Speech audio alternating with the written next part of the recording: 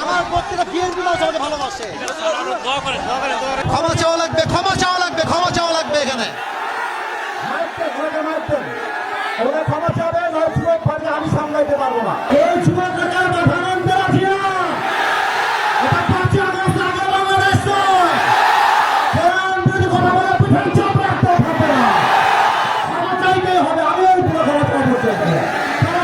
আপনি কি আওয়ামী লীগ করেন? আপনি আওয়ামী লীগ দেখুন, আপনি কথা বললেন আল্লাহ করে আইন